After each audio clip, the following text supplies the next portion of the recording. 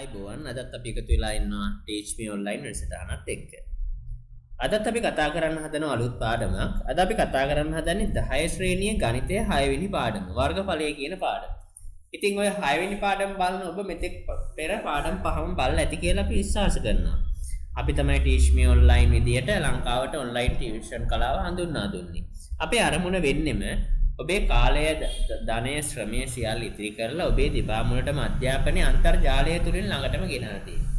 ඉතින් එහි එක අරමුණක් විදියට තමයි අපි මේ වැඩසටහනත් පවත්වාගෙන යන්නේ. ඉතින් අපි මෙහිදීත් කතා කරන්න බලාපොරොත්තු වෙනවා තල රූපවල වර්ගඵලයන් ගැන. ඉතින් මෙම පාඩමෙන් ගෙනීමෙන් ඔබට කේන්ද්‍රික ඛණ්ඩයක වර්ගඵලය සෙවීමට කේන්ද්‍රික ඛණ්ඩ ඇතුළත් තල රූපවල වර්ගඵලය ආශ්‍රිත ගැටලු විසඳීමට හැකියාව ලැබෙනවා කියලා මෙහිදී සඳහන් කරලා තියෙනවා. ඉතින් අපි දැන් සාකච්ඡා කරලා බලමු වර්ගඵලය කොහොමද හොයන්නේ කියලා. ත්‍රිකෝණාශ්‍රයක, සමචතුරාශ්‍රයක, සමාන්තරාශ්‍රයක, ත්‍රිකෝණයක සහ ත්‍රපීසියමක වර්ගඵලයන් ගන්නා විදිය අපි පෙර ඉගෙනගෙන තියෙනවා කියලා මතක් කරලා තියෙනවා. ඉතින් අපි අද කතා කරමු ඉදිරියට කොහොමද සාකච්ඡා. ඒ වගේම වෘත්තයකට වර්ගඵලයන් ගන්න විදිය අපි පෙර කතා කරලා තියෙනවා. ත්‍රිකෝණාශ්‍රයක දිග පළලෙන් ගුණ කිරීමෙන්, සමචතුරාශ්‍රයක පාදයක දිග වර්ග කිරීමෙන්, සමාන්තරාශ්‍රයක ආධාරකයේ ලම්බ උසින් ගුණ කිරීමෙන්, ත්‍රිකෝණයක භාගයේ වතාවක් ආධාරක පාදයේ වතාවක් ලම්බ උස ගැනීමෙන්, සමාන්තරාශ්‍රයක ආධාරක පාද එකතු කරලා දෙකින් බෙදලා ලම්බ උසින් ගුණ කිරීමෙන්, වෘත්තයක πr වර්ග වලින් වර්ගඵලය ගන්නා විදිය අපි සාකච්ඡා කරලා තියෙනවා. ඔබේ මෙතෙක් දැනුමේ ඔබේ සතුව එය තිබිය යුතුයි. දැන් අපි සාකච්ඡා කරමු ඉදිරියට අද අපිට මොනවද කතා කරන්න තියෙන්නේ කියලා. පෙර විෂය කරුණු මතක් කරගන්නත් එක්ක පුර්ණීසන අභ්‍යාසයක් අපි සාකච්ඡා කරලා බලමු. සමචතුරාශ්‍රයක් දීලා තියෙන සමචතුරාශ්‍රයක් බැලූ බැලමටම හඳුනා ගන්න පාදයන් හතර සමාන නිසා එසේ සමාන සමචතුරාශ්‍රයක වර්ගඵලය පෙන්වනවා. වර්ගඵලය ගන්න පුළුවන් පාදය වර්ග කිරීමෙන්. එහෙමනම් 6 වරක් 6 36 නිසා අදාළ සමචතුරාශ්‍රයේ වර්ගඵලය වර්ග සෙන්ටිමීටර 36ක් කියලා දාන්න පුළුවන්. ඉතින් ඒත් එක්කම තියෙන සුජුකෝණාශ්‍රයක්. සුජුකෝණාශ්‍රයේ වර්ගඵලය දිග පළලෙන් උස ගුණ කරාම අපිට එනවා. එහෙමනම් 9 4ෙන් ගුණ කරාම අදාළ වර්ගඵලය එනවා. 9 වරක් 4 36ක් නිසා අදාළ වර්ගඵලය අපිට කියන්න පුළුවන් 36යි වර්ග සෙන්ටිමීටර් කියලා. ඊට පස්සේ තියෙන ත්‍රිකෝණයක්. ත්‍රිකෝණයේ වර්ගඵලය අපි හොයමු. භාගයේ වතාවක් ආධාරක පාදයේ වතාවක් ලම්බ උස. භාගෙමයි පුතේ ආධාරක පාදයේ විදියට ආධාරක පාදයට 6 දාලා ලම්බ උස වෙනුවට අපිට 4 දාන්න පුළුවන්. කැපෙන පද කපමු දෙකට 6 කැපුම් 3යි 4 වඩත් 3 12යි වර්ග සෙන්ටිමීටර් කියලා. ඉතින් ඊළඟ අපිට තියෙනවා වෘත්තයක් දීලා. වෘත්තයක වර්ගඵලය අහන්නේ. වෘත්තයක වර්ගඵලය අපි දන්නවා πr වර්ග කියලා. එහෙනම් 5 වෙනුවට 22 බෙදීම 7 දාලා r වෙනුවට 7 දාලා r වර්ග නිසා නැවත 7ක් දාමු. කැපෙන පද කපලා ඉවසුළු කරලා දාමු. 7ට 7 කැපිලා ගියාම 7ක් 22 කියලා කියන්නේ 154යි වර්ග සෙන්ටිමීටර් කියලා අපිට ලියන්න පුළුවන්. ඉතින් ඒත් එක්කම ඊළඟට තියෙනවා ත්‍රිකෝණයක්. ත්‍රිකෝණයක අපෙන් අහන්නේ වර්ගඵලය කීයද කියලා. ත්‍රිකෝණයක වර්ගඵලය සමානයි භාගයේ වතාවක් ආධාරක පාදයේ 24 වතාවක් ලම්බ උස 7ක් කියලා දාන්න පුළුවන්. ඉතින් දෙකට 12ක් වෙනවා 24. 12 තරක් 7 තමයි අපිට ගන්න තියෙන්නේ. 12 තරක් 7 අපිට ගන්න පුළුවන් 84ක් කියලා. 84යි වර්ග සෙන්ටිමීටර් කියලා. ඊට පස්සේ තියෙනවා සමාන්තරාශ්‍රයක්. සමාන්තරාශ්‍රයක වර්ගඵලය ගන්න පුළුවන් ආධාරක පාදයේ වතාවක් ලම්බ උසෙන්. ආධාරක පාදයේ 12ක් කියලා පෙන්눔 කරලා තියෙනවා. එයා ගුණ කරමු ලම්බ උස 8කින්. 12 තරක්කට අපි දන්නවා 96ක් කියලා. එහෙමනම් වර්ග සෙන්ටිමීටර් වලින්. ඊට පස්සේ තියෙන ත්‍රපීසියම. ත්‍රපීසියමේ සමාන්තර පාද දෙක එකතු කරලා දෙකෙන් බෙදලා ලම්බ උසෙන් ගුණ කිරීම ත්‍රපීසියමක වර්ගඵලය එනවා. එක සමාන්තර පාදයක් ආධාරකය 6ක් වෙද්දී ඉතුරු පාදයේ 10ක් එනවා. 10යි 6යි එකතු කරාම 16යි ආධාරක පාදය එකතු කරලා දෙකෙන් බෙදනවා. අපිට ගුණ කරන්න පුළුවන් ලම්බ උස 6යි. ඉතින් එයා සමාන වෙනවා 6යි 10යි එකතු කරාම 16යි 16 දෙකෙන් බෙදුවම 8යි. 8 වරක් 6න් අපිට එනවා. 8 වරක් 6 අපි දන්නවා 48යි වර්ග සෙන්ටිමීටර් කියලා. ඔන්න ඔක තමයි අපේ මෙතෙක් දැනුම පරීක්ෂා කරන්න අපිට දීලා තියෙන පුනරීක්ෂණ අභ්‍යාසය. ඒත් එක්කම තව රූප ටිකක් දීලා තියෙනවා. අන්න ඒවා සාකච්ඡා කරන්න කියලා මම ඉල්ලීමක් කරනවා. මේවත් කරලා බලන්න. මේ තමයි ඔබේ මෙතෙක් දැනුම උරගා බලන්න අපිට දීලා තියෙන සාධකයන්. අපි දැන් ඉස්සරහට ගිහිල්ලා බලමු. හොඳයි. අපි සාකච්ඡා කරමු එහෙමනම් කේන්ද්‍රික ඛණ්ඩයක වර්ගඵලයක් ගන්නේ කෙසේද කියලා. කේන්ද්‍රික ඛණ්ඩයක් ගැන කතා කරද්දී අපිට වෘත්තය මතක් වෙනවා. වෘත්තයකින් යම්කිසි කොටසක් තමයි කේන්ද්‍රය මත ආපාතනය කරන කෝණයක් මගින් සාධන යම්කිසි කොටසක් අපිට කේන්ද්‍රික ඛණ්ඩයක් ලෙස හඳුන්වන්න පුළුවන්. එහෙමනම් මතකයට එන පළවෙනිම දේ තමයි පුතේ වෘත්තයක පරිමාවක වර්ගඵලය කොහොමද ගත්තේ කියලා. වෘත්තයක වර්ගඵලය අපි කිව්වා 5r වර්ග කියලා. දැන් අපි බලමු වෘත්තයේ වර්ගඵලය 5r වර්ග වෙද්දී එම වෘත්තයේ වර්ගඵලයෙන් කොයිතරම් කොටසක් අදාළ කේන්ද්‍රික ඛණ්ඩයේ පාට කරලා තියෙනවද කියලා. 5r වර්ග ගුණ කරනවා අදාළ කේන්ද්‍රික ඛණ්ඩ කොටසට.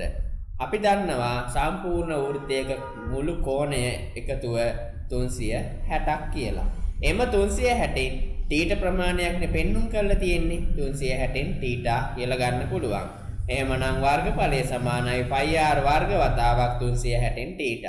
θ කියන කෝණය 90 වේ නම් θට 90 දානවා. θට 120 වේ නම් θට 120 දානවා. අන්න ඒව උදාහරණ සහිතව පෙන්눔 කරලා තියෙනවා මේ වගුව තුල. සම්පූර්ණ වෘත්තයක පරිමාව 5r වර්ග වෙද්දී වෘත්තයක භාගයක් වෙද්දී 360න් 180 කියලා කියන්නේ දෙකට 180ට කැපිලා ගියාම දෙකෙන් එක වෙනවා. සම්පූර්ණ වෘත්තයෙන් 4න් එකක්, සම්පූර්ණ වෘත්තයෙන් 4න් 3ක්, සම්පූර්ණ වෘත්තයෙන් 3න් එකක්.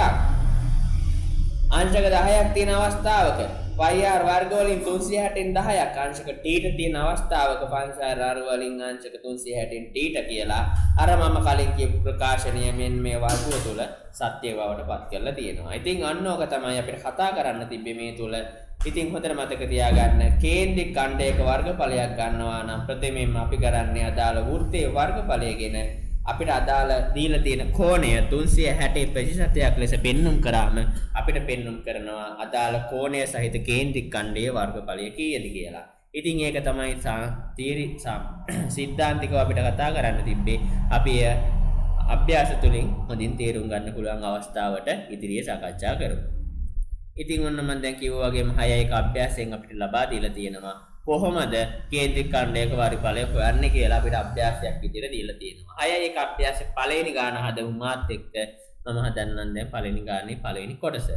ඒකේ මෙහෙම කියලා තියෙනවා. විස්කම්භය 14ක් වෙච්ච කේන්ද්‍රික ඛණ්ඩ කොටසක ඒ කියන්නේ අර්ධ වෘත්තාකාර කොටසක් තියෙන්නේ. අර්ධ වෘත්තාකාර කොටසක වර්ගඵලය අපෙන් අහනවා. අපි දන්නවා මුළු පරිමාවක් වෙලා තිබ්බනම් මෙයා 5r වර්ග වෙනවා. එයාගෙන් ගුණ වෙනවා 360න් අදාළ කෝණය 180 නිසා. මම 180 දැම්මේ ඇයි කියලා කෙනෙක් කල්පනා කරනවා නම් එයාට දෙන්න උත්තරේ තමයි මෙන්න මේ කෝණය තමයි 180 කියන එක.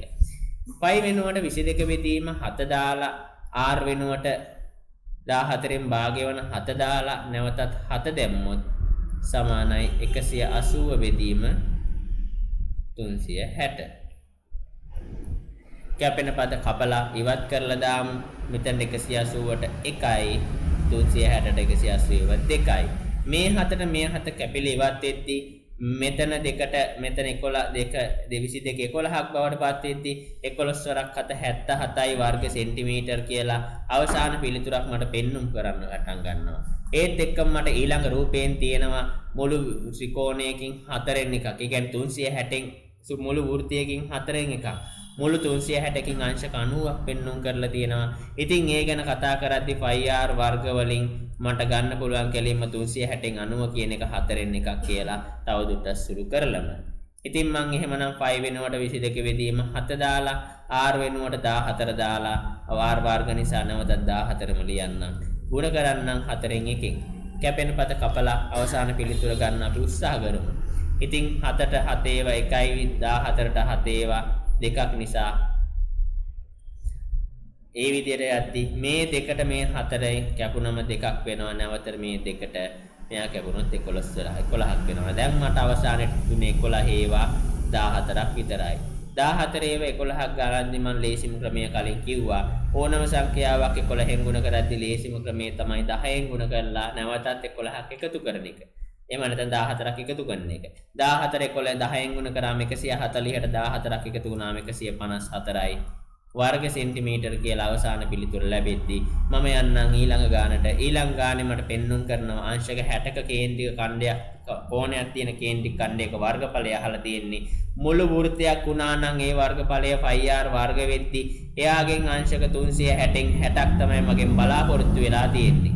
මං ආදේශ කරන්නම් π වෙනුවට 22 බෙදීම 7 දාලා r වෙනුවට 21 දාලා නැවත r වර්ග නිසා 21 නැවතත් ගුණ කරන්නම් r වර්ගය මම සම්තිස් පෙන්눔 කරන විදියට. එහෙනම් 22 බෙදීම 7 වතාවක් 21 වතාවක් 21 මම ගුණ කරන්නම් නැවත 360න් 60 කපන පද කපලම ඉවත් කරන නිසා මං 6න් 1 කියලා පහසුවෙන්ම දාන්නම්.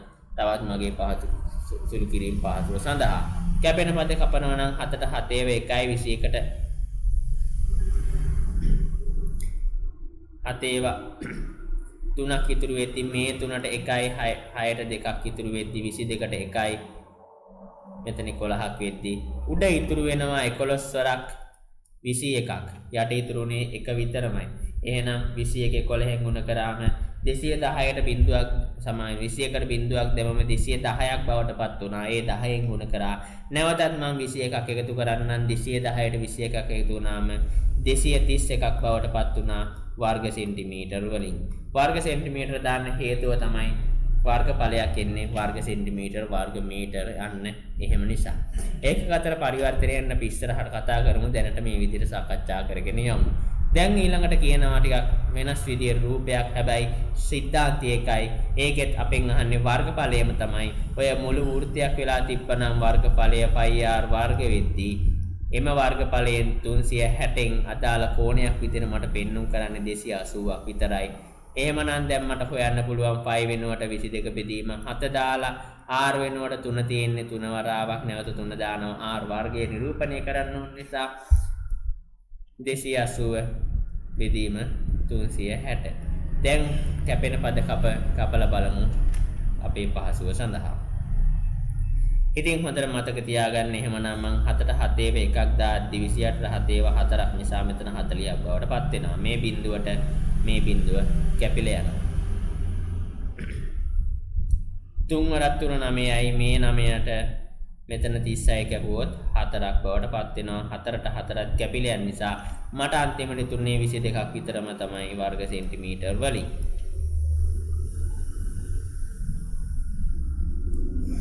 පහතදී ඇති එක් කේන්ද්‍රික ඛණ්ඩවල වර්ගඵල පිළිවෙලින් 77 සහ 462යි වර්ග සෙන්ටිමීටර් නම් එක් කේන්ද්‍රික ඛණ්ඩයේ කේන්ද්‍රික කෝණය සොයන්න කියලා තියෙනවා. පළවෙනි එකම මට පෙන්눔 කරලා තියෙනවා.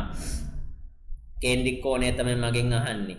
එයා මට කේන්ද්‍රික වර්ගඵලය 77ක් නම් ඒ වර්ගඵලය 77 ආවේ මුළු වෘත්තයක වර්ගඵලය වන πr වර්ග වලින් අදාළ 360න් ඔය කේන්ද්‍රික කෝණය බෙදුවට පස්සේ කේන්ද්‍රික කෝණය 360න් බෙදුවට පස්සේ එහෙනම් 77 වෙනුවට 77 මේ එද්දි π වෙනුවට 22 බෙදීම 7 එද්දි r වෙනුවට මට ඔය දීලා තියෙන 10.5 දෙන්නේ 10.5 වෙනුවට මට ලේසි 21 බෙදීම 2 කියලා දැම්ම නම් මොකද 21 දෙකෙන් බෙදුවම 10.5ම තමයි. මොකද කැපෙන පද දශම වලින් තියාගන්න එක අපහසු නිසා මම 21 බෙදීම 2 කියලා එයා එහෙම්ම දාගත්තා. එතකොට 21 බෙදීම 2 වතාවක් 21 බෙදීම 2 වතාවක් තීටා මේ බෙදීම 360 තමයි දැන් අපෙන් තියෙන්නේ. අපෙන් බලාපොරොත්තු වෙන්නේ තීටා කීයද කියලා මම කොළ පෑනක් අරගෙන මේ විදිහට කපලා බලන්න කැපෙන පද ඉවත් කරලා දාන්න. 7ට 7 1යි 21ට 7 3ක් බවට පත් වෙද්දී තවත් කැපෙන පද තියෙනවාද කියලා බලමු අපි. 2ට 2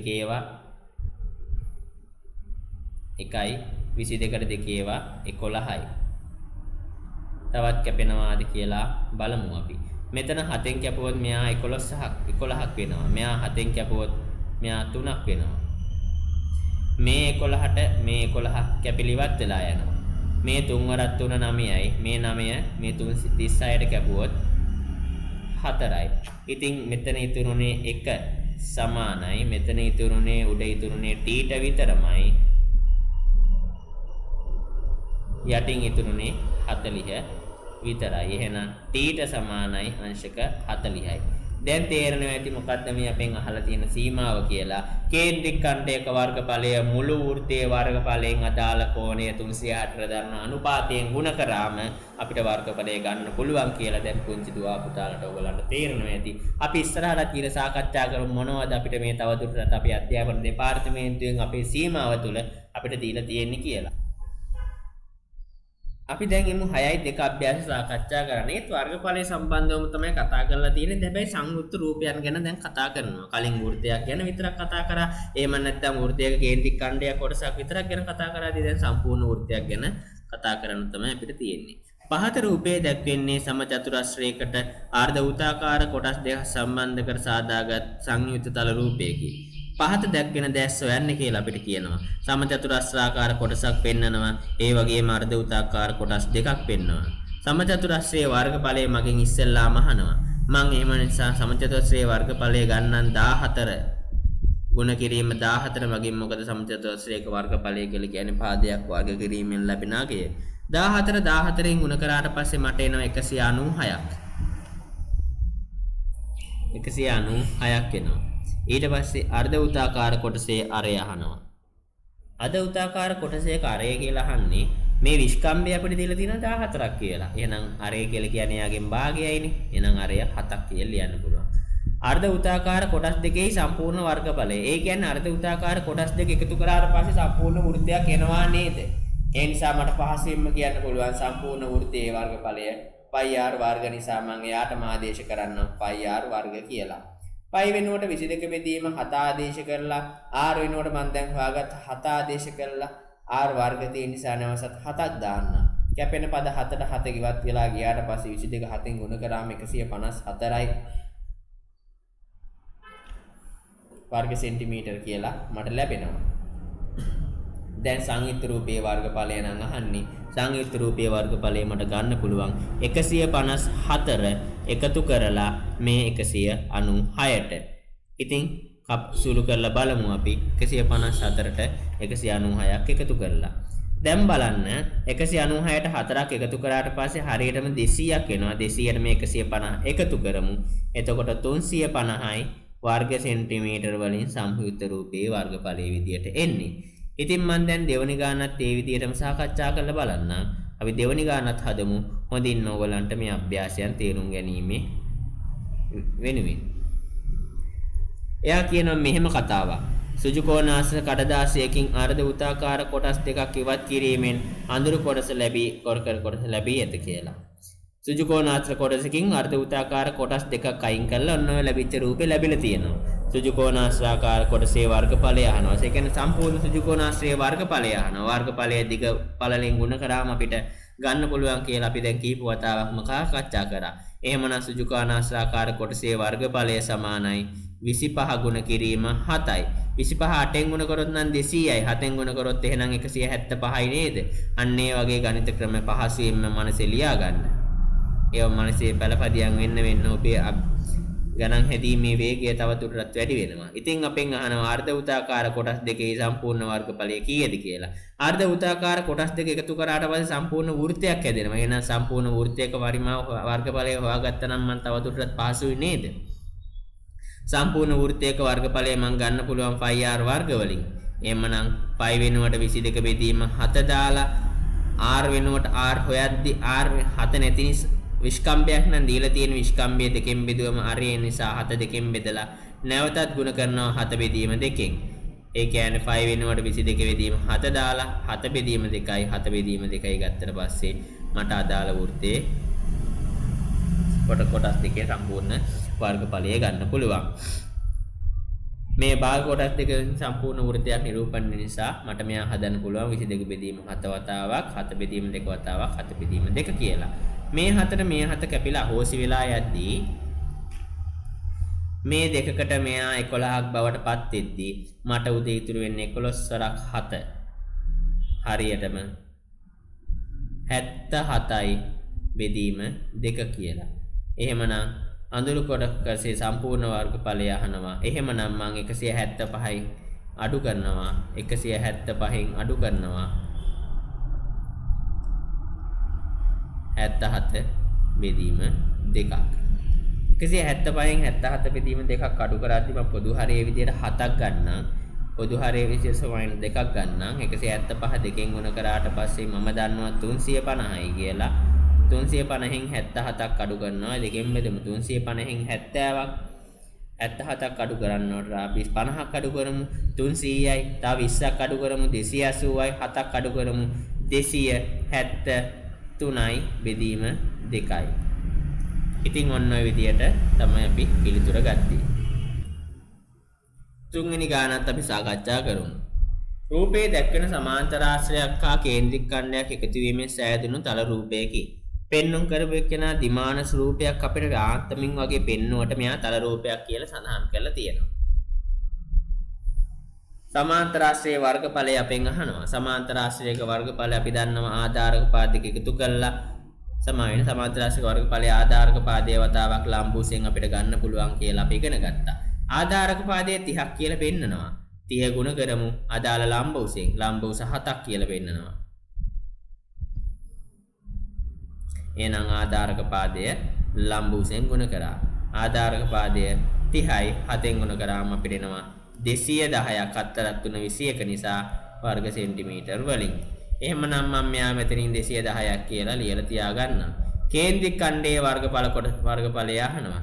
කේන්ද්‍රික ඛණ්ඩයේ වර්ගඵලය ගැන කතා කරද්දී අපි දන්නවා සම්පූර්ණ වෘත්තය πr වර්ග නම් πr වර්ග වලින් අදාළ කෝණය 360න් කීයද කියලා මෙතන දාන එක තමයි අවශ්‍යතාවය තියෙන්නේ.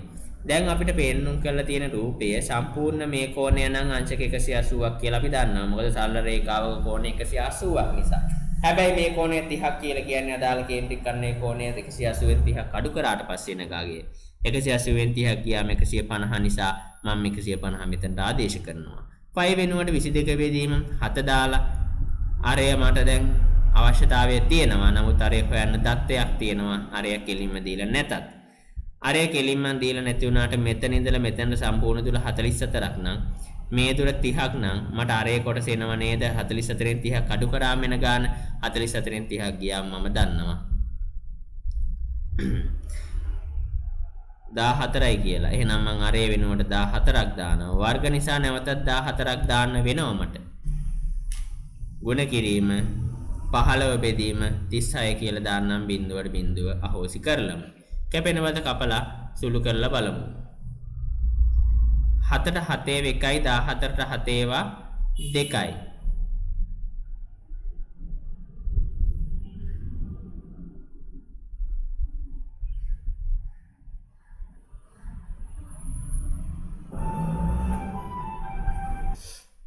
දැන් දෙකෙන් කපලා බලමු. 2ට 2 1යි 36ට 2 18යි කියලා අපි දන්නවා. තවත් කපන්න පුළුවන් කියලා පෙන්눔 කරනවා. තවත් කපනවා නම් මං 3ෙන් කපන්නම්. 15 3ෙන් බෙදුවම 5ක් බවට පත් වෙනවා. 18 3ෙන් බෙදුවම 6ක් බවට පත් වෙනවා. මම තවත් අඩු කරන්නම්. 6ට 2 3යි. ඒ වගේම 22ට 2 11යි. තවත් කැපෙන්නේ නැති විදියයි මට පෙන්눔 කරන්නේ. එහෙමනම් 11 ගුණ කිරීම 14 ගුණ කිරීම 5 උඩ ඉතුරු වෙද්දී යට 3ක් ඉතුරු වෙනවා. දැන් අපි පද ටික සුළු කරලා ගුණ කරලා බලමු. 14 11 ගුණ කිරීම 5. 14 11ක් ගැන කතා කරද්දී මම කලින්ම කිව්වා 14 10ක් 110යි 140යි. නැවත 14ක් එකතු කරන්න කියලා 154 එන විදියට 154 පහෙන් ගුණ කරලා 3ෙන් බෙදන්න කියලා තමයි මම ඉල්ලීමක් කරේ. 154 ගුණ කිරීම 5 කියලා කියන්නේ අපි දන්නවා 770යි කියලා. 770 බෙදීම 3 කියන්නේ අපි දන්නවා 256.6ක් කියලා. 256.6ක් කියලා. අපෙන් අහන්නේ සම්පූර්ණ වෘත්තයේ සම්පූර්ණ කොටසේ වර්ගඵලය නම් සංයුත්තයේ වර්ගඵලය නම් අපිට සිදු වෙනවා 256.6ට 210ක් එකතු කරන්න. ඉතින් මේ විදිහට මම ඕරන්න බාර කරනවා ඉතිරි කොටස සුළු කරන්න කියලා. මම යන්නම් 4 වෙනි ගානටත්. 4 වෙනි ගානේ මෙහෙම කතාවක් කියනවා. රූපේ දැක්වෙන්නේ අරේ 28 සෙන්ටිමීටර වූ වෘත්තාකාර තහඩුවකින්. රූපේ පෙන්වා ඇති කේන්ද්‍රික කන්ද කොට දෙක කපා ඉවත් කිරීම නියමිතය. එම කේන්ද්‍ර කන්ද දෙක කපා ඉවත් කළ විට පසු ඉතිරි වන කොටසේ වර්ගඵලය අහනවා. හොඳයි. අපි ඉස්සෙල්ලාම සම්පූර්ණ වෘත්තීය වර්ගඵලය හොයලා බලමු. සම්පූර්ණ වෘත්තීය වර්ගඵලය මට කියන්න පුළුවන් 5r වර්ග වලින් 5 වෙනුවට 22 බෙදීම 7 දාලා r වෙනුවට මට දීලා තියෙන මේ r 28යිනේ. 28 වර්ග දාන්නම් 28 වතාවක් 28 කියන එක. එහෙමනම් 7ට 7 ඒවා 1යි 28ට 7 ඒවා 4යි කියලා අපි දන්නවා. එහෙනම් 22 ගුණ කිරීම 4 ගුණ කිරීම 28. පිළිතුරු විදියට මට එනවා 2464ක්. එහෙනම් මම මෙයා මෙතන ලියාගෙන තියාගන්නම් 2464ක්. ආදාර කේන්ද්‍රික ඛණ්ඩ කොටස් දෙකේ වර්ගඵලයන් අපි වෙන වෙනම බලමු. කේන්ද්‍රික ඛණ්ඩ කොටස් දෙකේ වර්ගඵලයන් ගැන කතා කරද්දී එක්කෙනෙක් ඉන්නවා 5r වර්ග වලින් අදාළ 360 කෝණයෙන් අදාළ කෝණය අංශක 30යි. 5 වෙනුවට 22 බෙදීම 7 දාලා r වෙනුවට ඔය දීලා තියෙන 14 දාලා 360න් 30ක් දාලා බලමු. දැන් අපි කැපෙන පද කපලා සුළු කරලා බලමු. බිඳුවට බිඳුව කැපිලා ගියාට පස්සේ 3ට 1යි 36ට 12ක් බවට පත් වෙද්දී 7ට 1යි 14ට 7 ඒවා 2ක් බවට පත් වෙද්දී 2ට 1යි 12ට 6ක් බවට පත් වෙද්දී 11ට බෙදීම 3ක් බවට පත් වෙනවා. එහෙනම් මෙයා සමානයි 11 බෙදීම 3යි. එහෙනම් මෙයා 11 බෙදීම 3යි. මේ කේන්ද්‍රික ඛණ්ඩ කොටසෙත් වර්ගඵලය අපි අරන් බලමු. එයත් එහෙමයි 5r වර්ග වලින් අදාළ කෝණය 360න් 150 කියලා පෙන්눔 කරලා තියෙනවා. බිඳුවට බිඳුව කැපිලා යනවා. 22 බෙදීම 7යි, අරය 14යි, ගුණ කිරීම 14යි, ගුණ කිරීම 15 බෙදීම 36 කියලා දැම්මට අවසානයේ පෙන්눔 කරනවා. කැපෙන පද කපල බලමු. 7ට 7 1යි 14ට 7 ඒවා 2ක් වෙද්දී 2ට 2 ඒවා 1යි 36ට 2 ඒවා 18යි 18ට 3 ඒවා 6යි 15ට 3 ඒවා 5යි 6ට 2 ඒවා 3යි 22 තමයි 14 දෙකෙන් බෙදුවම 7යි. තවත් පද කැපෙන්නේ නැති හැඩයි. එම නිසා 22 ගුණ කිරීම 7 ගුණ කිරීම 5 ගුණ කිරීම 3. ඔන්නෝක තමයි මට අවසාන පිළිතුරු විදියට හොයන්න තියෙන්නේ. 22 ගුණ කිරීම 7 ගුණ කිරීම 5 ගුණ කිරීම 3. 22 7න් ගුණ කරාම 154යි. 154 ඒවා 7ක් නම් 5ක් නම් මානම් මට අවශ්‍ය. මට යාලියන් පුළුවන් 770 කියලා. 770 බෙදීම 3යි. ඒ මං හොයාගත්තේ එයා සමාන වෙනවා 256.6ක්. එහෙනම් මේ කොටස 256.6යි. මුළු වෘත්ත කොටසෙන් මෙන්න මේ කොටස් දෙක අඩු කළ බලන්න ඔබට අදාළ කොටසේ වර්ගඵලය ලැබේවි. අපි ඉදිරියට තවත් සාකච්ඡා කරගෙන යමු. කුඩා හා විශාල කේන්ද්‍රික ඛණ්ඩ දෙකෙහි වර්ගඵල අතර අනුපාතය 1:3 බව පෙන්වන රූපයක් දීලා කුඩා එකේ සහ පොඩි එකේ වර්ගඵල අතර අනුපාතය 1:3 බව පෙන්වන්න කියලා. මම අනුපාතය අරගෙනම හදාගෙන යන්න. විශාල වෘත්තයේ වර්ගඵලය සමානයි 5r වර්ග වලින් අදාළ කෝණය 360න් මුළු කුඩා එකේ කේන්ද්‍රික කෝණය අංශක 45යි කියලා පේන්නම තියෙනවා. අනුපාත ලොකු එක්කෙනාගේ වර්ගඵලය 5r වර්ග වලින් අදාළ කෝණය 360න් කේන්ද්‍රික ඛණ්ඩ කොටස 15ට 45ට 15ක් එකතු කරාම 5යි 10යි 60ක් කියලා පෙන්වුම් කරනවා. ඉතින් දැන් අපි බලමු තවදුරටත් සුළු කරලා කොහොමද සුළු වෙන්නේ කියලා. 5r වර්ග වලට 5r වර්ග කපන්න යන්න එපා. මොකද මෙහි r දෙන්න අසමාන නිසා. නමුත් 5ට 5 කපලා ඉවත් කරන්න පුළුවන්. මෙහි r වෙනුවට තියෙන්නේ විශාල කොටසේ r සමාන. කුඩා කොටසේ r වෙනුවට තියෙන්නේ 21න් 7ක් ගියාට පස්සේ එන අගේ වන 14 වර්ගය. 14 වතාවක් 14 ගුණ කිරීම 45ට 360 කැපුවට පස්සේ 1 8 8ක් කියලා අපිට ඉතිරි වෙනවා. මෙයා r වර්ග වෙනුවට විශාල වෘත්තයේ r වෙනුවට තියෙන 21 ගුණ කිරීම 21 ගුණ කිරීම 360ට 6න් එකක් බවට පත් වෙනවා. දැන් මේ දෙන්නගේ අතර අනුපාතයන් තවදුරටත් සරලම ආකාරයෙන් අපි ලියලා බලමු කැපෙන පද කපල ඉවත් කරලා. ඉතින් මේ බලන්න. 7න් බැලුවොත් 14ට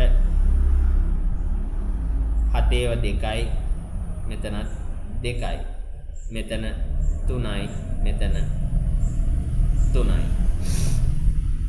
2න් බැලුවොත් මෙතන 4යි මෙතන 3යි. එහෙමනම් මේ 4ට මේ 4 කැපිලා යද්දි මෙතන එකක් වෙද්දී මේ 3ට මේ 3 කැපිලා යද්දි ඉතුරුනේ 3ක් විතරයි. 1ට 3 අනුපාතයට තමයි ඉතිරුනේ. ඉතින් එහෙනම් පෙන්නවා කුඩා හා විශාල එකේ කේන්ද්‍රික ඛණ්ඩ වර්ගඵල අතර අනුපාතය 1ට 3ක් කියලා. 6 වෙනි ගානෙන් මෙහෙම කියනවා. රූපයේ දී ඇති මිනුම් අණුව අඳුරු නොකල කොටසේ කේන්ද්‍රික ඛණ්ඩයේ වර්ගඵලය අඳුරු කළ කොටසේ කේන්ද්‍රික වර්ගඵලයේ වර්ගයෙන් 7 ගුණයක් බව පෙන්වන්න කියලා. හරි. රූපයේ දී ඇති මිනුම් අණුව අඳුරු කළ නොකල කොටසේ කේන්ද්‍රික ඛණ්ඩයේ වර්ගඵලය අඳුරු කළ කොටසේ වර්ගඵලයෙන් 7 ගුණයක් බව පෙන්වන්න කියලා. එහෙමනම් මම උඩට ගන්නම් භාගයක් විදියට දාලා උඩට ගන්නම් අඳුරු කළ කොටසේ වර්ගඵලය යට ගන්නම් අඳුරු උඩට ගන්නම් අඳුරු නොකළ කොටසේ වර්ගඵලය යට ගන්නම් අඳුරු කළ කොටසේ වර්ගඵලය බෙදලාවට පස්සේ මට පිළිතුර 7ක් වෙනවා නම් මම දැන් එය පෙන්නලා ඉවරයි කියලා මට විශ්වාසයි. එහෙමනම් 5r වර්ග වතාවක් අදාළ කෝණය 360න් 90ක් කියලා පෙන්눔 කරද්දී පොඩි එක්කෙනා 5r වර්ග වතාවක් අදාළ කෝණය 360න් 180ක් කියලා පෙන්눔 කරනවා. 5ට 5 කැපිලා යමු. ඒ වගේම r වර්ග විශාල එක්කෙනාගේ r විශාල එක්කෙනාගේ r කියන්නේ 7යි 7යි 14යි 14 ගුණ කිරීම 14 ගුණ කිරීම 360ට 90 කියලා කියන්නේ ආයි නැවත 4න් 1යි. පොඩිම එක්කෙනාගේ වර්ගඵලය කියලා කියන්නේ 7 බෙදීම 2යි. තමයි පරිමාණ r කියලා කියන්නේ 7 බෙදීම 2යි. නැවතයි 7 බෙදීම 2යි ගුණ කිරීම 180 බෙදීම 360 කියන්නේ 2න් 1යි. ආයි කැපෙන පද කපලා ඉවත් කරලා බලමු. කැපෙන පද කපලා ඉවත් කරලා බැලුවට පස්සේ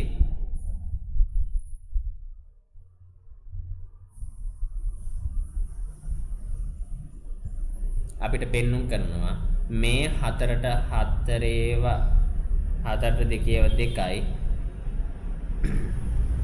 17 7යි.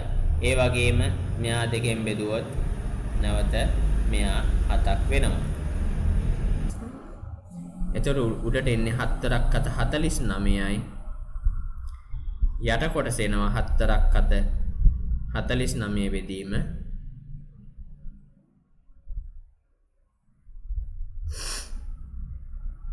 6ක් කියලා. එහෙමනම් 49 ගුණ කිරීම 6 වතාවක් 6 බෙදීම 49 කියලා ලියන්න පුළුවන්. 49ට 49 කැපුණාම 6ක් බවට පත් වෙනවා. එහෙමනම් එයා බෙදුවම 6 ගුණයක් වෙනවා. 6ක් වෙනවා. එහෙමනම් අපිට 7 ගුණයක කියලා ගන්න පුළුවන්. කුඩා පාඨකර කොටසේ සහ පාඨ නොකළ විශාල රූපයේ අතර වර්ගඵල අතර අනුපාතය 7ක් කියලා අපිට ගන්න පුළුවන්. ඉතින් ඔන්න ඔක තමයි අපිට වර්ගඵල යටතේ කතා කරන්න ඕනුනේ. අපි ඉස්සෙල්ලාම කරගත්තේ 10 ශ්‍රේණියටදී මෙතෙක් මීට පෙර සාකච්ඡා කර මතක් කරපු දැනුම නැවත මතක් කරගත්තා. ඒ නිසා අපිට පුළුවන් වුණා ත්‍රිකෝණයක ඝනකයක සමාන ත්‍රිකෝණයක සමචතුරස්‍රයක ඝනකාභයක ත්‍රපීසියමක සමාන්තරාශ්‍රයක වර්ගඵලයන් ගන්න විදිය මතක් කරගන්න. ඒත් එක්කම දැන් අපිට පුළුවන් වුණා කේන්ද්‍රික ඛණ්ඩයක වර්ගඵලය ගන්න විදිය මතක් කරගන්න සහ සංයුක්ත රූපයන්ගේ වර්ගඵලයන් ගන්න විදිය සාකච්ඡා කරන්න. ඒ වගේම සංයුක්ත රූපයක වුණත් අඳුරු කර කොටසක් තියෙනවා නම් එම කොටසේ රූපේ වර්ගඵලය විතරක් ගන්න පුළුවන් විදියට අපි හුඟක් දේවල් සාකච්ඡා කරා. සාරාංශගත කරනවා නම් අපිට කියලම තියෙනවා අරය r හා කේන්ද්‍රයේ කෝණයේ θ වන කේන්ද්‍රික ඛණ්ඩයක වර්ගඵලය πr වර්ග වතාවක් 360න් θ කියලා. පහත දැක්වෙන එක් කේන්ද්‍ර ඛණ්ඩ වලින් සෑදී ඇති එක් රූපයේ අඳුරු කරගැටි කොටසේ වර්ගඵලය මගින් අහනවා. මම පළවෙනි ගාන ඔයගොල්ලන් වෙනුවෙන් සාකච්ඡා කරලා පෙන්නන්නම්. මගෙන් අහන්නේ මේ අඳුරු කර කොටසේ වර්ගඵලය නම් මම ඉස්සෙල්ලාම මේ කේන්ද්‍රික ඛණ්ඩ කොටසේ වර්ගඵලය හොයාගන්නවා. කේන්ද්‍රික ඛණ්ඩ කොටසේ වර්ගඵලය πr වර්ග වතාවක් අදාළ කේන්ද්‍රික ඛණ්ඩය මට පෙන්눔 කරලා තියෙනවා. මුළු කෝණය 360න් 90ක් කියලා. πr වර්ග වතාවක් π කියන්නේ 22 විදීම 7යි. r කියලා කියන්නේ මට 7ක් කියලා දීලා තියෙනවා. වතාවක් 7 360න් 90ක් කියලා කියන්නේ 4න් 1යි. මේ 7ට මේ 7 කැපිලා අහෝසි වෙද්දි මේ 22ට 11ක් වෙද්දි මෙතන 7ක් වෙද්දි 7 සමාන 2ක් වෙද්දි 77 වෙදීම 2ක් කියලා මට කියන්න පුළුවන් අදාළ කේන්ද්‍රික ඛණ්ඩ කොටසේ වර්ගඵලය. එතකොට 77 බෙදීම 2යි. එයාගෙන් අඩු කරුම් මෙන්න මේ ත්‍රිකෝණ කෑල්ල. එතකොට මට පුළුවන් අඳුරු කර කොටසේ වර්ගඵලය හොයන්න. ත්‍රිකෝණ කෑල්ලේ වර්ගඵලය ගැන කතා කරද්දී ත්‍රිකෝණක වර්ගඵලය භාග්‍ය වතාවක් ආධාරක පදයේ 7 වතාවක් ලම්බෝස ගන්න පුළුවන්. ලම්බෝස විදියට තියන්නේ මේ අරයක් නිසා ලම්බෝසත් 7ක්ම තමයි. 4ක් අත 49යි. 49 වෙදීම 2 කියලා දාන්න පුළුවන්. එහෙමනම් අඳුරුකට කොටසේ වර්ගඵලය සමානයි 77 බෙදීම 2 අඩු කරේමේ 49 බෙදීම 2 කියලා දාන්න පුළුවන්. පොදු හරයන් දෙක සමාන නිසා 77න් 49ක් අඩු කරලා බලමු. 77න් 50ක් ගියාම නම් 27යි. තව එකක් එකතු කරා නම් ප්‍රමාණවත් නේද? හරියටම හරි. 28යි. 28 දෙකෙන් බෙදුවම 14ක් එනවා. මම මේ හොය හිටිය වර්ගඵලයක් නිසා වර්ග සෙන්ටිමීටර වලින් දාන්න අවශ්‍යයි. මිශ්‍ර අභ්‍යාසය ගැන සාකච්ඡා කරාදිත් එහෙම තමයි අපිට තියෙන්නේ. මිශ්‍ර අභ්‍යාසයේත් සාමිතික කල අභ්‍යාසයේත් තව ඔයගොල්ලන්ට ගණන් තියෙනවා. ඒව යාළුවොත් එක්ක සාකච්ඡා කරන්න පුළුවන්. තනියම විසඳන්න පුළුවන්. ඒක තමයි ඔබට ලැබිලා තියෙන අරමුණ. ඉතින් හොඳට මතක තියාගන්න ඇයි අපි මෙහෙම වැඩසටහනක් කරන්නේ කියලා. අපිට අවශ්‍යතාවය තියෙන්නේ අධ්‍යාපන දෙපාර්තමේන්තුවෙන් අපිට දීලා තියෙන වැඩපොත නැවත නැවත ආවර්ජනය කිරීම. මේ වගේ වැඩපොතේ සීමාව හොඳින් තේරුම් ගැනීමට එම වැඩපොත ගැන සීමාව අධ්‍යයනය කරලා ඒ අධ්‍යයනය සීමාව තුළින් අපිට විභාගය ජය ගැනීමට හොඳට මතක තියාගන්න. අපිට මේ දෙපාර්තමේන්තුවෙන් මේ සීමාවක් දීලා තියෙන්නේ අපිට මේක අධ්‍යයනය කළ යුතු නිසා. ඒ නිසා තමයි අපි මෙහෙම මේ පාඩම් සාරාංශගත කරණයකුත් එක්ක විෂය අභ්‍යාසයන් සාකච්ඡා කරන්නේ. දැන් ඔබට පේනවා ඇති මම වර්ගඵලය ගැන කතා කරද්දී ඊට පෙර වයසයන් වලදී පවා වර්ගඵලය ගැන අපිට මොනවද සාකච්ඡා කරන්න තිබ්බේ කියලා පෙළ පොතේ මුල්ම පිටුවේ අපිට පෙන්වුම් කරලා තියෙනවා. ඒව නැවත නැවතත් මතක් කිරීම සඳහා අපිට පොන්ඩේෂන් අභ්‍යාසයක් පෙන්වුම් කරලා තියෙනවා. මතක ඇති පොන්ඩේෂන් අභ්‍යාසය පවා සාකච්ඡා කරා. ඒ පොන්ඩේෂන් අභ්‍යාසයත් ඒ වගේම කේන්ද්‍රික ඛණ්ඩ කොටසට ආවට පස්සේ කේන්ද්‍රික ඛණ්ඩයක වර්ගඵලය ගත්ත කොටසේ ගැන අභ්‍යාසත් මේ දැන් මේ මිශ්‍ර අභ්‍යාසය දක්වා ආපු ඒවලත් අභ්‍යාසයන් තනියම කරා කියලා මම විශ්වාස කරනවා. ඉතින් මේ වගේ ඉදිරි ගණන් වලත් අඳුරු කොට කොටසක වර්ගඵලයක් අහනවා නම් සම්පූර්ණ වෘත්තය සහ සම්පූර්ණ රූපය සහ අපි දන්න කොටස් වල වර්ගඵලයන් එකතු කරගෙන නොදන්න කොටසක වර්ගඵලයක් හොයන්න පුළුවන් කියලා දැන් උදාකාරම තේරුම් අරන් ඇති. අපිට මෙහිදී විශේෂයෙන් කතා කරන්න දීප පාඩම තමයි කේන්ද්‍රික කෝණ කොටසක වර්ගඵලය ගන්න. මුළු වෘත්තයක වර්ගඵලය πr වර්ග වෙනවා නම් අදාළ කොටස θ වෙනවා නම් πr වර්ග වලින් 360න් θ විදියට අපිට ආධාර වර්ගඵලය ආවා කියලා ඔයගොල්ලන් දැක්කා. ඉතින් මේ විදියට තවත් ඔයගොල්ලන්ට මම විශ්වාස කරනවා ඉදිරියටත් ගණන් හදයි කියලා. අපි තවත් වීඩියෝ එකක් සමගින් නැවතත් දවසක හමු වෙන බලාපොරොත්තු වෙන අදට අපි සමුගන්නයි සූදානම. අද අපි කතා කරේ 10 ශ්‍රේණිය 6 වෙනි පාඩම වර්ගඵලය කියන පාඩම. ඉතිරි පාඩම් තුලින් අපි හමු වෙමු. එතෙක් ඔබට සුබ දවසක්.